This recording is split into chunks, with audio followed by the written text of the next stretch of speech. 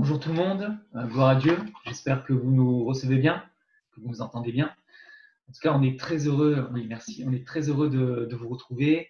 Vous êtes vraiment beaux sans les masques, on avait presque oublié, mais vous êtes magnifiques et on est heureux de se retrouver dans la joie de notre Seigneur. On veut le remercier pour la possibilité que nous avons, malgré le confinement, de continuer à se voir. J'avais à cœur de partager avec vous, pour commencer, un petit psaume, le psaume de David, juste 2 petits versets, qui nous dit « Fais-moi dès le matin entendre ta bonté, car je me confie en toi. Fais-moi connaître le chemin où je dois marcher, car j'élève à toi mon âme. Délivre-moi de mes ennemis, ô Éternel. Auprès de toi, je cherche un refuge. » Ce matin, nous tenir auprès de notre Seigneur, chercher auprès de lui le refuge. C'est auprès de lui que nous avons la vraie joie, la paix, le véritable amour. Nous sommes heureux d'être là ce matin. Alors oui, c'est vrai que nous sommes confinés, mais pas déprimés, confinés, mais pas délaissés, et confinés, mais pas oubliés par notre Seigneur. On l'a vu cette semaine avec notre pasteur, le Seigneur, il se souvient de nous, et même chacun dans nos maisons, il nous voit, il se souvient de nos prières, et nous voulons ce matin nous souvenir de son amour avec Jésus à la croix, et nous voulons en famille le louer, le remercier. Alors après ce temps de chant, que chacun puisse louer l'Éternel et le remercier pour tout ce qu'il a fait.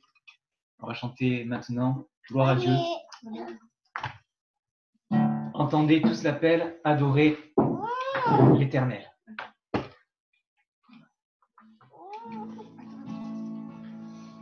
Juste, Cyril, il faut juste que tu m'autorises à faire le partage d'écran pour les participants. Pour les chats.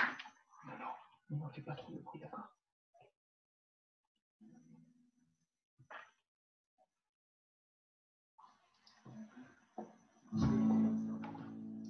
Entendez tous l'appel, adorez l'Éternel. Amen. On va prendre ce chant.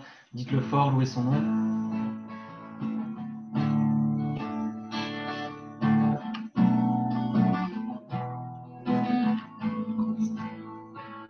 Entendez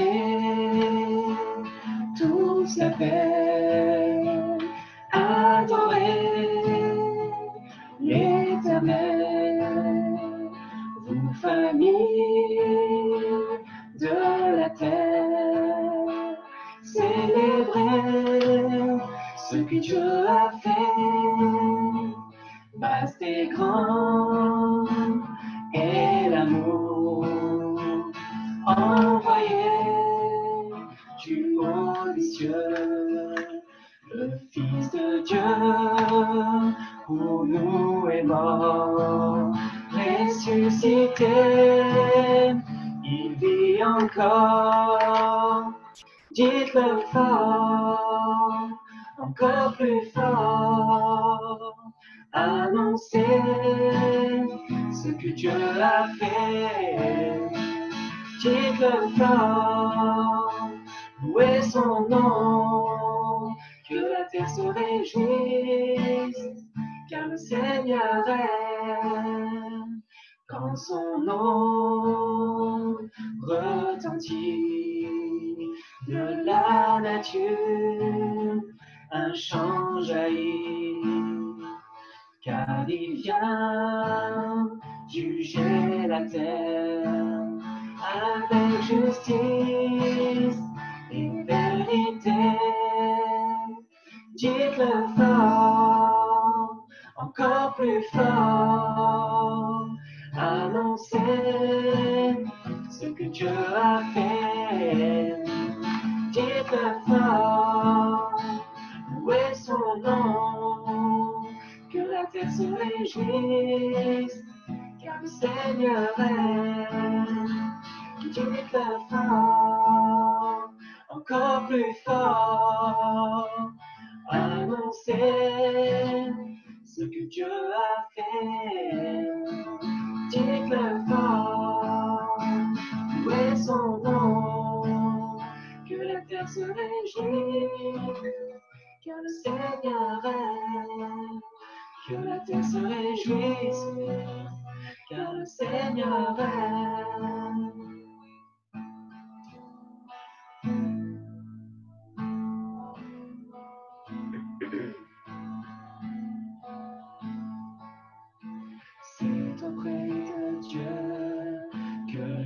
veux me tenir. Il est mon Seigneur, mon roi. C'est auprès de Dieu que je peux ressentir tout l'amour qu'il a pour moi. C'est auprès de Dieu que je voudrais grandir, entendre le son de sa voix. Je viens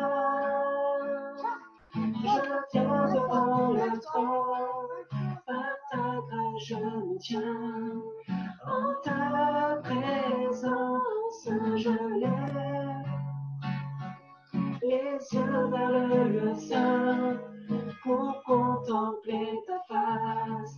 Je veux rester près de toi. C'est auprès de Dieu que je veux me tenir. Il est mon Seigneur, mon roi.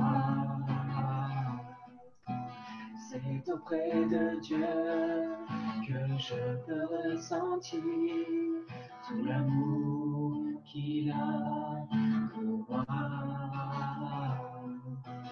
C'est auprès de Dieu que je voudrais grandir, entendre le son de sa voix. Je viens devant le trône, par ta grâce je me tiens, en ta présence je lève les yeux vers le lieu saint pour contempler ta face. Je veux rester près de toi.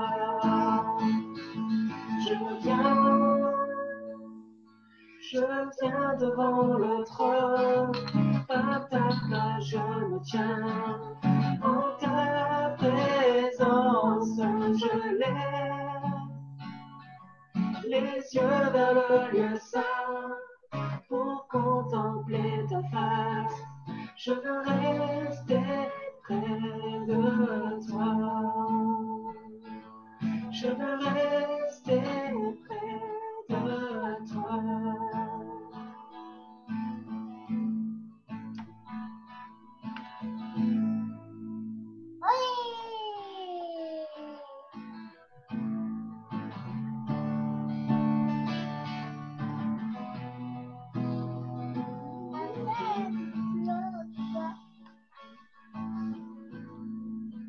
Attire-moi à toi, ne me laisse pas, je veux tout abandonner et restaurer notre amitié. Tu es mon désir. Je ne veux que toi. Rien ne peut te remplacer. Dans tes bras je suis rassuré. Montre-moi la voie qui me ramène à toi. Tu es tout pour moi. Sans toi, je ne peux vivre. Tu es tout pour moi. Garde-moi près de toi. Attire-moi à toi. Ne me laisse pas. Je veux tout abandonner et restaurer notre amitié. Tu es mon désir.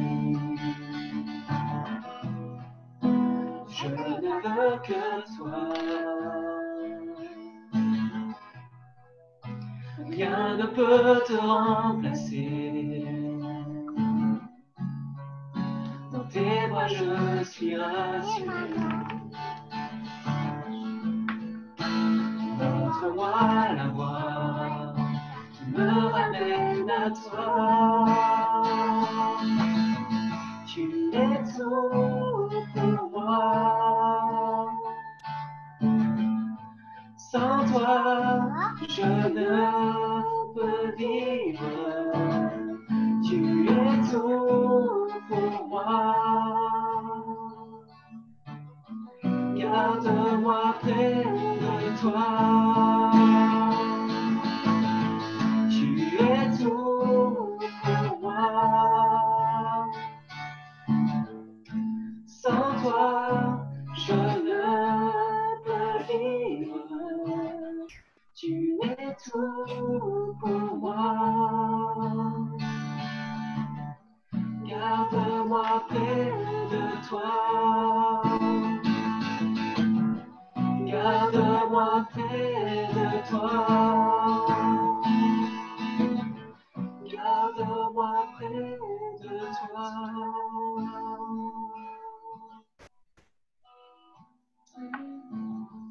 Oui, c'est vrai, Seigneur mon Dieu, tu es tout pour moi, Seigneur Jésus.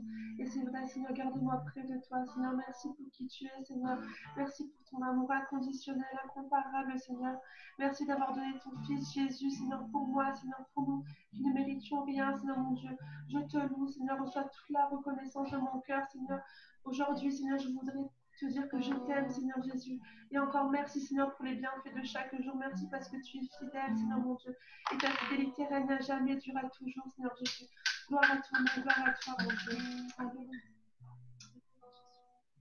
Seigneur, merci pour ta grâce encore aujourd'hui. Merci pour ce temps où nous pouvons nous retrouver, Seigneur, dans la communion fraternelle, mais aussi nous pouvons te louer, nous pouvons te bénir, nous pouvons ensemble faire monter notre voix vers toi. Et même si nous ne pouvons pas, Seigneur, nous voir en présentiel, Seigneur, le plus important, c'est que tu es là au milieu de nous. Et Seigneur, encore merci, Seigneur, pour ta grâce, pour ce temps. Seigneur, merci parce que ton esprit est à l'œuvre malgré les temps dans lesquels nous sommes. Et Seigneur, je veux être reconnaissant encore de pouvoir louer ton nom avec mes frères et sœurs, de ce qu'ensemble nous pouvons tourner nos regards vers toi et te louer. Seigneur, je te bénis encore ce matin. À toi soit la gloire.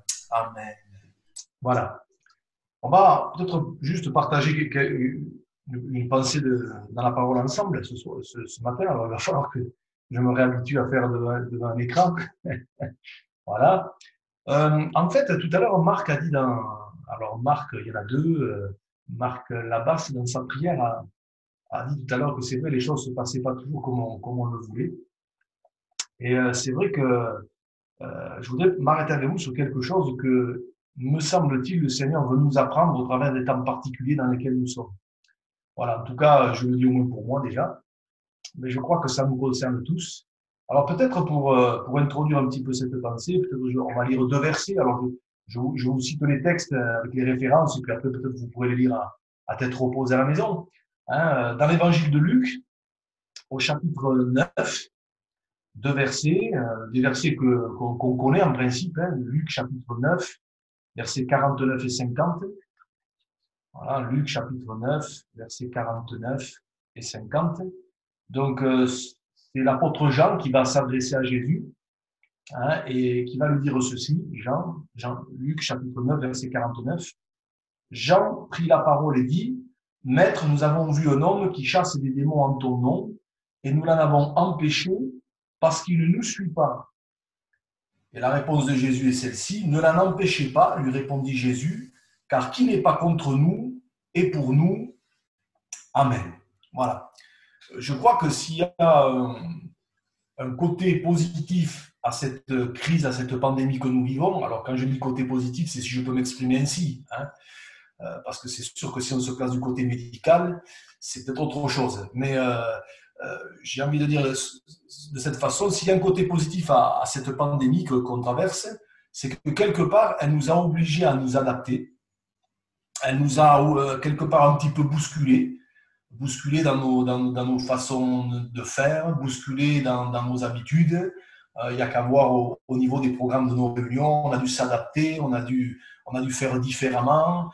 Là encore, avec ce confinement, ce reconfinement, on est obligé de se réadapter une fois de plus. Vous voyez, donc je me dis que quelque part, le côté positif de cette crise, c'est qu'elle nous oblige à apprendre à nous adapter et elle nous oblige quelque part à nous laisser un petit peu bousculer.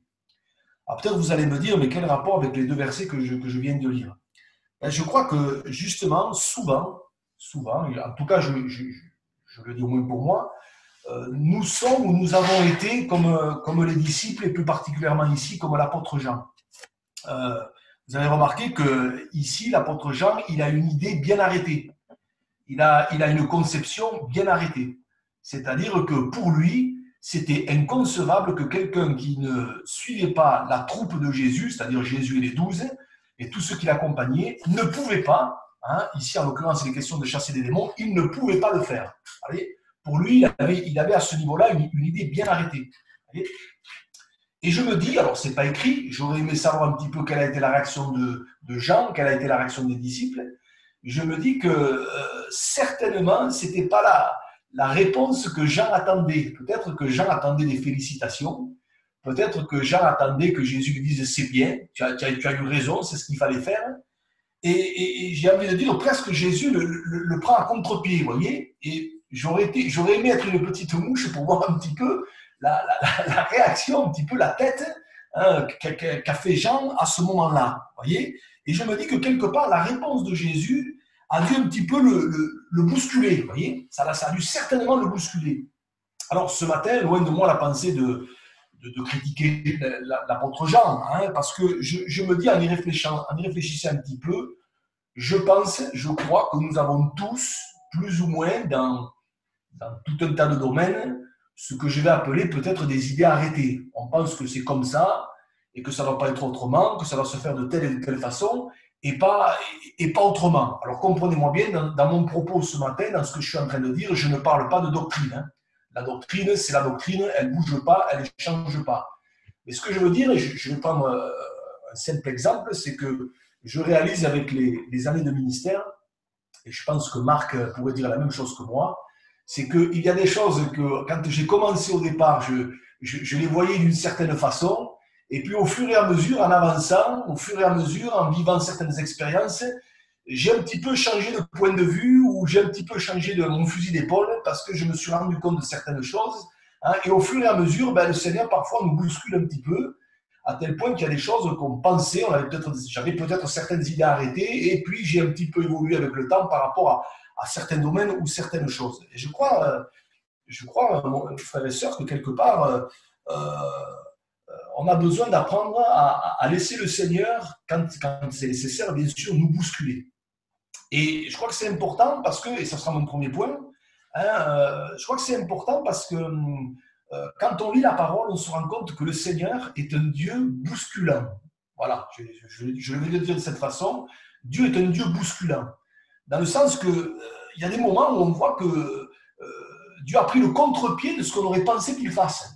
Et c'est vrai que quand tel est le cas, on n'est pas très à l'aise. Voyez, des fois, nous, on pensait que Dieu allait faire de telle et de telle façon, et puis Dieu a fait d'une autre façon. Et on est un petit peu bousculé. Mais quelque part, même des fois, on arrive à un moment à dire je ne comprends pas trop Seigneur, mais je pense en particulier à cette parole du prophète Ésaïe au chapitre 55, quand il est dit « Mes voix ne sont pas vos voix, et mes pensées ne sont pas vos pensées ». Et c'est vrai, on se rend compte que plus d'une fois, Dieu n'a pas fait exactement les choses comme nous, on aurait pensé qu'il les fasse, et ça nous a un petit peu bousculé. Et souvent, je reviens, on est un petit peu comme Jean. Vous voyez, nous, on a des idées arrêtées, le plus sincèrement possible, on pense qu'on a raison, et puis on se rend compte au fur et à mesure que parfois, le Seigneur veut un petit peu nous bousculer. Alors, quelques exemples où on voit que Dieu a été bousculant. Alors, c'est juste un échantillon, parce qu'il y aurait des tas d'exemples dans la parole. Je pense à l'histoire qu'on connaît bien dans l'Ancien Testament, de 1 Roi chapitre 17, c'est l'histoire de Élie ravitaillé par les corbeaux. Alors, bon, cette expression ravitaillé par les corbeaux, finalement, elle vient de la Bible, Et alors, je pense que vous en rappelez, peut-être je vais vous lire quelques versets. C'est 1 Roi chapitre 17, versets 2 à 4. Dieu, par l'intermédiaire d'Élie, vient d'annoncer la famine. Il n'y aura ces années-ci ni rosée ni pluie, sinon à ma parole. Et il est dit, 1 Roi 17, verset 2, et la parole de l'Éternel fut adressée à Élie en ces mots, pars d'ici, dirige-toi vers l'Orient, et cache-toi près du torrent de Kérit qui est en face du Jourdain. Tu boiras de l'eau du torrent, et j'ai ordonné, écoutez bien, j'ai ordonné aux corbeaux de te nourrir là. Alors nous, on lit ça comme ça. Bon, mais ça ne nous choque pas plus que ça, avec notre mentalité européenne, notre mentalité d'aujourd'hui. Mais vous n'êtes pas sans savoir qu'on est là dans l'Ancien Testament, on est là sous l'Ancienne Alliance, les corbeaux faisaient partie des animaux impurs. Vous voyez? Et donc, mettez-vous un petit peu à la place d'Élie, je me dis que ça a quand même dû lui faire sacrément un drôle d'effet d'entendre Dieu, surtout Dieu, dire j'ai ordonné aux corbeaux, d'autant plus que les corbeaux, c'est des charognards. Donc, en plus, qui allaient apporter la viande. Vous voyez, donc c'est quand même assez surprenant. Et imaginez que Élie soit resté figé, braqué en disant non, moi, rien à faire. Les corbeaux, c'est des animaux impurs, donc je ne toucherai pas à la nourriture qu'ils m'apporteront. Ben, Élie aurait fini par mourir. Quoi. Il serait mort de faim. Vous voyez, donc, voilà un simple exemple où on voit que quelque part, Dieu a un petit peu pris dans cette situation-là, dans ce contexte-là, le contre-pied. Vous voyez, je pense aussi à l'histoire de Jonas. On la connaît bien. Là aussi, Jonas a été sacrément bousculé par Dieu quand celui-ci lui demande d'aller à Ninive pour prêcher la repentance. On se souvient tous de la réaction de Jonas. Jonas, il ne veut pas y aller. Alors on est un petit peu surpris, on se dit mais quel manque de compassion, quel manque d'empathie.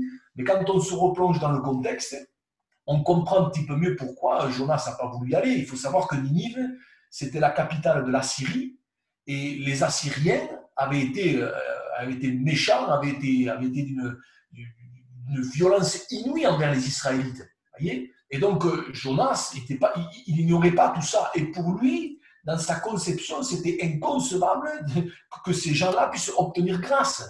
Justement parce qu'il connaissait Dieu. Et il savait que Dieu était un Dieu compatissant, miséricordieux. Et il savait que Dieu allait leur faire grâce s'ils se repentaient. D'ailleurs, quand ils vont le faire, c'est ce que Jonas va dire à Dieu. Mais je savais que tu allais faire grâce. Voyez. Et donc, quelque part, il a fallu qu'il passe par la tempête, il a fallu qu'il passe par le ventre du grand poisson pour finir par y aller, mais on voit là un texte où Dieu a bousculé un petit peu Jonas, même sacrément, dans ses conceptions. Vous voyez, dans sa conception, dans sa façon de voir les choses. Lui, il avait une idée bien arrêtée. Ce n'était pas possible que des gens comme ça méritent la grâce. Vous voyez. Et pourtant, Dieu a fait grâce, et vous avez, au travers de la ville de Ninive, le plus grand réveil de la Bible, quoi, hein, puisque 120 000 hommes ont été épargnés à ce moment-là. Mais à la base, il a fallu que Jonas, tant bien que mal, se laisse bousculer par le Seigneur. Voyez. Et puis, je pourrais citer d'autres exemples. Quand vous prenez la généalogie de Jésus dans l'évangile de Matthieu, quand vous voyez certains noms qui s'y trouvent, c'est un peu bousculant quand même. Hein. Quand vous voyez l'histoire vous voyez que vous y trouvez Rahab la prostituée, vous y trouvez Ruth la Moabite, vous y trouvez Bathsheba, on sait ce qui s'est passé avec David.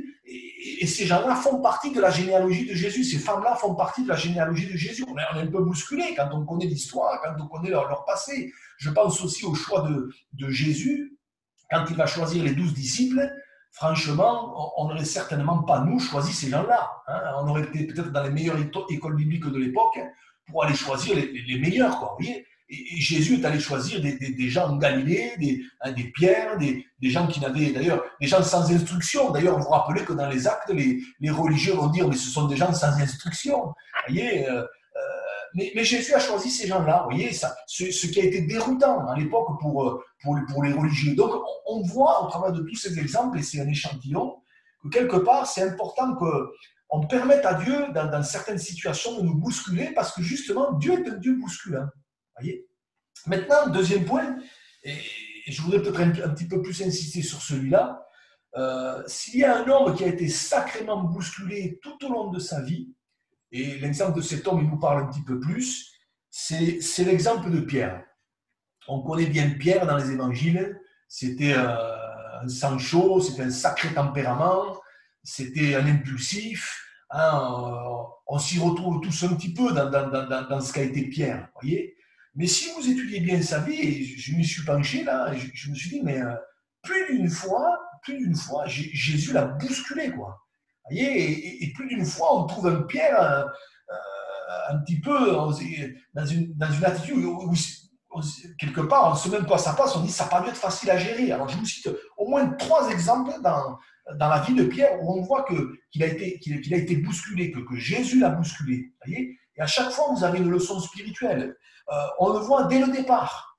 Quand vous lirez à la maison ce texte qu'on connaît presque par cœur, Luc chapitre 5, c'est la pêche miraculeuse.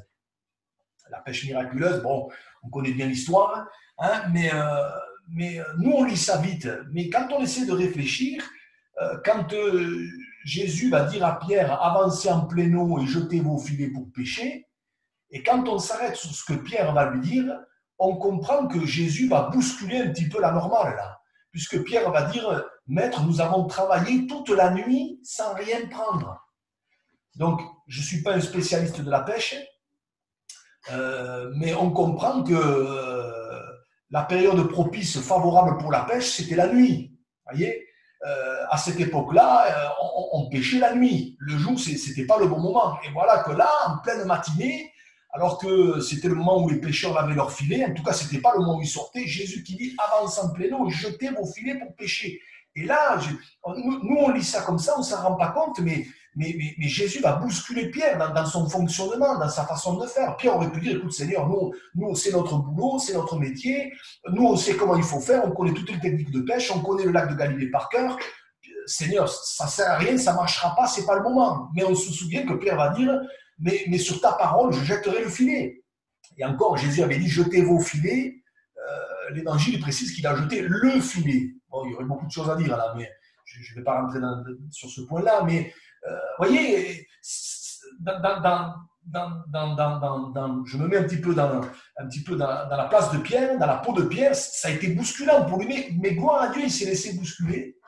Et parce qu'il s'est laissé bousculer à ce moment-là, il a vécu la pêche miraculeuse et surtout, c'est là qu'il va rentrer dans le plan de Dieu pour sa vie, puisque c'est là que Jésus va lui dire, mais je ferai de toi un pêcheur d'hommes, et qu'il va laisser tous les filets, et qu'il va suivre Jésus, et qu'à ce moment-là, il rentre dans le plan de Dieu. Et moi, ça m'interpelle, parce que déjà, premièrement, ça nous montre que si on veut vivre les plans de Dieu, si on veut rentrer dans les plans de Dieu, il va falloir apprendre qu'à certains moments, Dieu nous bouscule un petit peu dans nos façons de concevoir les choses, de voir les choses, façon de faire, etc. etc. Alors, attention, je ne dis pas de faire n'importe quoi, vous m'avez bien compris, mais il va falloir quand même apprendre à nous laisser bousculer par le Seigneur comme Pierre à ce moment-là l'a fait. Vous imaginez que si Pierre avait dit, écoute, nous, d'ailleurs il lui dit, nous avons travaillé toute la nuit, on est fatigué, on est épuisé, on n'en peut plus. Si Pierre avait dit, était resté sur son idée, c'est pas comme ça qu'on fait, le plan de Dieu s'arrêtait là, hein. C'était terminé pour lui. Hein.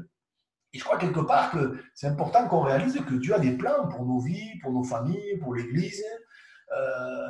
Et ces plans, c'est que quelque part, nos filets se remplissent. Et moi, je crois que Dieu va encore remplir nos filets. Hein. Y a des filets qu'on veut voir remplis. Quand on prie pour une situation, pour une autre, voilà, on s'attend à ce que Dieu bénisse, à ce que le filet se remplisse, si je peux utiliser cette image, vous voyez. Mais quelque part, ça se fera si aussi on apprend, à certains moments, dans certaines situations, à se laisser bousculer un petit peu comme Pierre l'a fait. Donc ça, c'est un premier cas. Ensuite, rappelez-vous, une autre situation où Jésus va sacrément bousculer Pierre, peut-être je vais vous le lire, c'est dans Matthieu chapitre 16. Matthieu chapitre 16, verset 21. Alors, on connaît ces textes, hein, Matthieu 16, verset 21 à 23. Il est dit, dès lors, Jésus commença à faire connaître à ses disciples, ça veut dire que jusque-là, il ne l'avait pas fait. Hein. Dès lors, Jésus commença à faire connaître à ses disciples qu'il fallait qu'il aille à Jérusalem, qu'il souffrit beaucoup de la part des anciens, des principaux sacrificateurs et des scribes, qu'il fut mis à mort et qu'il ressuscita le 3e jour. Et regardez la réaction de Pierre. Pierre, l'ayant pris à part, se mit à le reprendre et dit « À Dieu ne plaise, Seigneur, cela ne t'arrivera pas. » Mais Jésus, se retournant, dit à Pierre « Arrière de moi, Satan, tu mets en scandale, car tes pensées ne sont pas les pensées de Dieu, mais celles des hommes. » Voilà, Matthieu 16, versets 21 à 23. Hein. Vous voyez, donc, moi, je me mets un petit peu à la place de Pierre. Mais moi, je comprends la réaction de Pierre. Pierre, il est en train de vivre des choses extraordinaires avec Jésus. Il côtoie Jésus de près. Et voilà que Jésus est en train de leur annonce pour la première fois, hein, puisqu'on a lu verset 21, dès lors Jésus commença à faire connaître à ses disciples. Ça veut dire que jusque-là, ils n'avaient pas conscience encore du plan de Dieu. Mais là, Jésus commence à leur faire voir, entrevoir ce pourquoi il était venu. Et Pierre, il dit non, c'est pas possible. Pierre, il dit non, c'est pas possible. Seigneur, nous, on ne veut pas que tu meurs. Mais moi, j'aurais dit la même chose. J'aurais dit exactement la même chose. Je comprends la réaction de Pierre. Et imaginez un petit peu les yeux interloqués de Pierre quand celui-ci lui dit « Arrière de moi, Satan ». Vous imaginez, vous imaginez Jésus vous dire ça? Ça a dû être choquant. Peut-être les autres disciples, ils ont dû se regarder les uns les autres. Ils ont dû tous se regarder stupéfaits. Je ne sais pas comment vous aurez réagi, mais peut-être même, je ne sais pas, peut-être on se serait vexé. Peut-être on aurait boudé. On aurait dit, mais Seigneur, tu ne peux pas nous parler comme ça. Voyez? Et puis, Jésus lui dit, mais tes pensées ne sont pas les pensées de Dieu, mais celles des hommes. Voyez? Et je crois que là, il y a une leçon importante, c'est que s'il y a un domaine où Dieu veut nous bousculer aussi, à certains moments, c'est dans le domaine de nos conceptions. Voyez, nous, on a parfois des idées bien arrêtées sur comment ça doit se faire, les choses, comment ça doit se passer, etc., etc. Mais je l'ai dit tout à l'heure, les voies de Dieu ne sont pas les nôtres, les pensées de Dieu ne sont pas les nôtres. Et c'est vrai que parfois, Dieu a des façons de faire, Dieu parfois a des chemins qu'il nous fait emprunter qui ne sont pas forcément ce que nous, on aurait aimé ou voulu. Voyez, et des fois, et je pense que Stéphane qui m'écoute sera d'accord avec moi, des fois on prend des chemins qu'on se serait bien évité, franchement, on se serait bien évité, mais Dieu s'en sert pour nous faire grandir, pour nous faire comprendre des choses. Et finalement, dans nos conceptions, c'est pas comme ça qu'on aurait fait. Et puis au bout du compte, on se dit, finalement, le Seigneur, peut-être tu avais raison. Vous voyez, c'est un petit peu ce qui arrive à Pierre. Pierre, il ne comprenait pas l'histoire de que Jésus meure à la croix. Pour lui, ce n'était pas possible. D'ailleurs, je vous donne ce verset là, dans Ésaïe chapitre 53 et verset 10. C'est le fameux texte prophétique sur les souffrances de Jésus à la croix, Ésaïe 53. Hein. Mais au verset 10, il est dit « Il a plu à l'Éternel de le briser par la souffrance après avoir livré sa vie en sacrifice pour le péché. » Et moi, j'ai toujours été interpellé par cette parole. Il a plu à l'Éternel. Ça lui a plu. Vous imaginez, pour Pierre, ça ne lui plaisait pas. Hein. On l'a vu. Hein. Pour Pierre, ça ne lui plaisait pas. Mais la Bible dit, il a plu à l'Éternel de le briser par la souffrance après avoir livré sa vie en sacrifice pour le péché. Et ça nous montre qu'effectivement, les pensées de Dieu ne sont pas les nôtres. Et c'est pour ça qu'il y a des moments où, pour qu'on puisse s'aligner sur les pensées de Dieu, sur les voies de Dieu, il faut qu'on se laisse un peu bousculer. Alors comprenez-moi bien, je le répète, il ne s'agit pas de faire n'importe quoi, sous le couvert de la foi, sous le couvert du Saint-Esprit. Comme je l'ai dit tout à l'heure, je ne parle pas de doctrine, ça ne change pas, mais je parle de certaines choses, des fois, on a des idées bien arrêtées, mais que le Seigneur puisse nous bousculer, parce que je crois que c'est important. Et je me demande si parfois, en tout cas je le dis au moins pour moi, si parfois, en voulant bien faire, on n'a pas empêché le Seigneur d'agir. En pensant bien faire, en croyant bien faire. Voyez, parce que, voyez, et ce texte, moi, en tout cas, il m'interpelle. Et puis, une troisième situation où on voit que Pierre a été bousculé. Vous relirez tout ce passage de Acte 10. Quand Pierre s'est retrouvé dans la maison de Corneille, ça a été toute une bagarre pour que Pierre y aille. Hein. Vous vous rappelez, Pierre a la vision de la nappe, des quadrupèdes, des reptiles. Enfin, vous relirez ce texte. Et vous vous rappelez ce que Pierre va dire dans ce passage. « Non, Seigneur, je n'ai rien mangé, ni de souillé, ni d'impur. » Donc, on sent que là, ce que Dieu lui demande de faire, Pierre, il dit non, c'est pas possible, ça, je ne peux pas le faire. Vous voyez, si je réadapte ça aujourd'hui, alors ça donnerait ce genre de discours ou ce genre de raisonnement. On a toujours fait comme ça, alors je ne vois pas pourquoi on changerait. Ça donnerait un petit peu ça.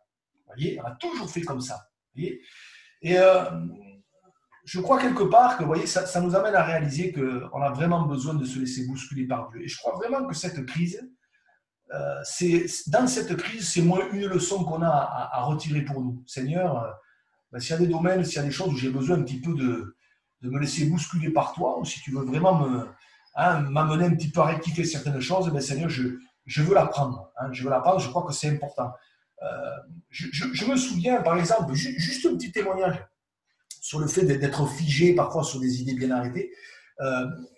Juste un témoignage, quelque chose qu'on a vécu avec Rosetta quand on a été pasteur sur Limoges. On venait de passer 3 ans à Carcassonne. C'était notre premier stage pastoral. Et on avait travaillé avec un frère, le frère Jojo Santana, qui était un petit peu, et je le dis dans le... c'est pas péjoratif ce que je veux dire, mais c'était la vieille école. La vieille école. Et dans cette vieille école, moi j'ai beaucoup appris. Donc merci Seigneur pour la vieille école, hein, pas de souci. Et puis après on est parti sur Limoges. Et là on a travaillé avec un frère, c'était une autre génération. C'était le frère Alain Amédu. Et là aussi, j'ai appris, on a beaucoup appris. Hein, mais c'était une autre façon de travailler. Moi j'ai béni le Seigneur parce que j'ai vu 2 façons de travailler. Et j'ai essayé de prendre des 2 hein, et de faire un mix des 2. Voyez, mais quand on est arrivé sur Limoges, alors bien sûr, il y avait un contexte bien particulier. L'église de Limoges, elle se situait juste à côté d'un centre commercial, un grand centre commercial en plein centre-ville de Limoges. Et le samedi, c'était blindé de monde. Blindé de monde. Voyez. Par contre, le dimanche, comme toute zone commerciale, il n'y avait personne, quoi. Donc le dimanche matin, pas de problème, ça allait très bien, vous pouvez vous garer. Et puis il y avait la fameuse réunion du dimanche après-midi. Sauf que cette réunion du dimanche après-midi ne fonctionnait pas. Voyez. Et le frère avec qui je travaillais, donc le pasteur avec qui j'étais, bien avant que j'arrive, avait réfléchi un petit peu à ça. Et finalement, la réunion du dimanche après-midi n'était plus le dimanche après-midi, mais elle était le samedi soir. Et il avait mis le samedi soir à 18h. Voyez. Donc en fait, on faisait notre réunion du dimanche après-midi, réunion dite d'évangélisation pour les personnes nouvelles, on la faisait le samedi soir à 18h. Et cette réunion, elle marchait mais super bien. Voyez. Autant et quand il la faisait le dimanche, il n'y avait personne, autant quand il la faisait le samedi soir à 18h, ça fonctionnait super bien parce qu'il y avait plein de monde à cause du centre commercial, ça donnait l'occasion d'aller inviter des gens, de distribuer des prospectus, etc. etc. Hein, et moi, j'ai le souvenir, on a travaillé 2 ans sur Limoges, pendant 2 ans, j'ai le souvenir de ces réunions du samedi soir à 18h. Alors, ce n'est pas la jeunesse, c'était la réunion d'évangélisation, mais c'était rare quand il n'y avait pas des personnes nouvelles. Vous voyez. Donc, le frère avait su s'adapter, avait su se laisser un petit peu bousculer par rapport à la façon de faire. Et franchement, c'était bénéfique. Hein. Moi, j'ai des super souvenirs de cette réunion du samedi soir à 18h. Voilà, c'était une vraie réunion d'évangélisation où l'évangile était prêché et où des personnes nouvelles entendaient la parole de Dieu. Voyez. Et je crois vraiment que, vraiment, un petit peu comme Pierre quand il est allé chez Corneille. D'ailleurs, vous vous rappelez, quand il est allé chez Corneille, quand il est rentré, après, vous lirez ça dans Acte 11, il s'est fait remonter les bretelles. Hein. Oui, tu allais manger chez les païens, etc. Voyez. Et puis Pierre a expliqué ce qui s'est passé. Dans la maison de Corneille, on sait ce qui s'est passé. Le Saint-Esprit est descendu, cette maison a été visitée, les gens se sont donnés à Dieu, ils sont passés par les eaux du baptême, etc. etc. Donc la gloire de Dieu est descendue. Mais je me dis, mais heureusement que Pierre s'est laissé bousculer, heureusement qu'il y est allé. Sinon, il n'aurait jamais vu ça, il n'aurait jamais vécu ça. Et je crois que de la même façon, alors je répète, sans tomber dans des excès ou des choses, hein, où sous le gouvernement du Saint-Esprit on fait n'importe quoi, je ne parle pas de ça. Mais je crois quand même que ça va nous amener à dire, Seigneur, s'il y a des domaines où j'ai besoin de me laisser bousculer un petit peu, hein, et de sortir de mes idées arrêtées, Seigneur, moi je veux bien, comme Pierre. Hein. Pierre, finalement, il avait un sacré caractère, mais il a accepté à plusieurs reprises de se laisser bousculer par le Seigneur, même si ce n'était pas simple. Hein. Et je crois quelque part qu'au travers de cette crise, qui nous impose de nous adapter, qui nous impose finalement de nous laisser bousculer un petit peu, là, on n'a même pas le choix, on est obligé. Preuve en est dans la façon dont on fonctionne ce matin. On m'aurait dit ça il y a 1 an en arrière, franchement, jamais je l'aurais cru. Hein. Jamais. Hein, surtout moi, avec les moyens techniques, j'y comprends rien, heureusement que j'ai Rosetta. Hein, mais on m'aurait dit ça, j'aurais dit non, c'est pas possible, moi c'est pas mon truc, j'y arrive pas, j'aime pas ça. Et je n'aime toujours pas ça d'ailleurs. Mais bon, écoutez, je suis content de vous voir ce matin, de voir vos têtes. Au moins, je vous vois sans masque. C'est le positif. Hein, voilà. Mais quelque part, voilà, cette crise, elle nous oblige à nous laisser bousculer. Et je crois que quelque part, le Seigneur aussi veut nous apprendre à certains moments, dans certains domaines, à nous laisser bousculer par le Seigneur. Et vraiment, c'est la pensée que j'aimerais nous laisser ce matin, que Dieu nous aide. Que Dieu nous aide à être souple, à être malléable entre ses mains, voyez, à nous laisser façonner. Voyez, je pensais à ce chant, on le connaît, c'est un vieux chant du DPS. Alors, comme j'étais versé dans le DPS, je connais presque tous les numéros par cœur. C'est le 367 qu'on chante souvent. Souffle, souffle de Dieu, nous t'accueillons, viens purifier nos cœurs. Et il y a une strophe qui dit « Rends-nous souple devant toi, à l'écoute de ta voix ». Et je crois que vraiment on a besoin les uns les autres d'apprendre, en tout cas le Seigneur veut nous l'apprendre, veut me l'apprendre à être souple. Seigneur, je veux être souple entre tes mains. Je ne veux pas être raide, je ne veux pas être cassant, mais je veux être souple entre tes mains. Voyez, et c'est un petit peu la pensée que j'aimerais nous laisser, Seigneur, que tu puisses encore nous façonner, que tu puisses encore nous modeler, Seigneur. Et s'il y a besoin dans certaines situations, certains domaines où on se laisse encore bousculer dans nos conceptions, un petit peu comme Pierre a dû se laisser bousculer, hein, quand Jésus lui a dit « Arrière de moi, Satan », il fallait se l'avaler quand même, hein, voyez, mais il a dû se laisser bousculer dans ses conceptions, bien que Dieu puisse encore nous emmener plus loin, parce que c'est ça le but. Et je terminerai par là, ce passage de Jérémie 18, hein, où le Seigneur va envoyer Jérémie dans la maison du potier. Il va lui dire, là, je te ferai entendre mes paroles. Et on se souvient que Jérémie a vu des choses, et puis il est dit à un moment donné, il a vu ce potier en train certainement de façonner avec l'argile, voyez. Et il y a cette parole, moi, qui m'a toujours surpris. Il est dit, le vase qu'il faisait ne réussit pas. Le vase qu'il faisait ne réussit pas, comme il arrive à l'argile dans les mains du potier. Et je réfléchissais à ça, je me disais, mais si quelque part on manque de souplesse, alors bien sûr, attention, quand je dis manque de souplesse, il ne faut pas non plus qu'on devienne complètement élastique non plus, hein, que ça parte dans tous les sens. On est bien d'accord. Hein. Mais si on manque de souplesse, ben le Seigneur ne pourra pas façonner notre vase comme bon lui semble. Et c'est là où il faut trouver le bon dosage, hein, et que Dieu nous aide à être cette argile souple entre ses mains, hein, modelable, façonnable, pour pouvoir réaliser le vase qu'il veut avec nos vies et que sa gloire puisse se manifester.